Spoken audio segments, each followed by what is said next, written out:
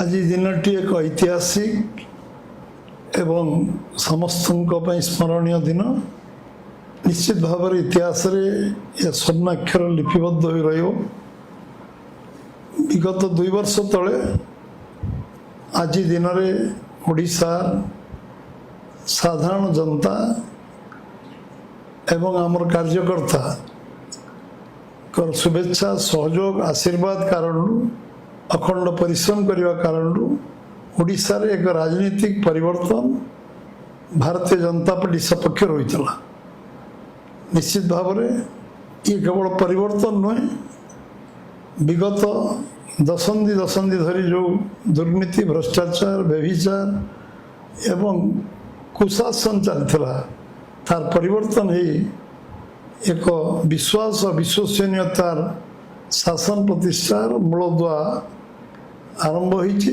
समस्त सहयोग शुभेच्छा कारण ये सरकार सब कार्य करिवार एक सक्षम रूपायन करिवारे सफल होती। विगत वर्ष मानक यशस्वी प्रधानमंत्री नरेंद्र भाई मोदी जो भली भाव सेवा सुशासन और गरीब कल्याण योजना कार्यकारी हवा कारण भारत वर्ष 25 कोटी लोक दारिद्र्य सीमा रेखा रु आज ऊपर को आसी उठी पारिछन्ति। एवं सबुठ बड़ कथा डबल इंजिन सरकार समय केंद्र राज्य सहयोग रे मिलित भाव ओडिशार विकास सहित आज पूरा समाज विकास एक धारा आरंभ होइछि। निश्चित भाव आम समस्त सक्रिय सहयोग एवं केंद्र सरकार सफल रूपायन योजना रूपायन कारण आज एक परिवर्तन केवल है आज विश्व अर्थनीति भारत वर्ष 4th स्थान अधिकार करिछी।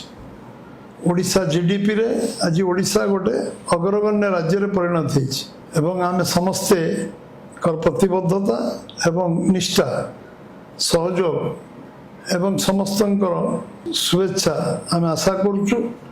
एवं आगामी दिन रे आमे समस्ते संकल्प है नहीं ये कार्य को आपण सहयोग शुभेच्छा रहिबो एवं निश्चित भाव में आमे ओडिशा को जो स्वप्न अच्छी ओडिशा को आमे विकसित ओडिशा रे समृद्ध ओडिशा रे पहुंचेबा।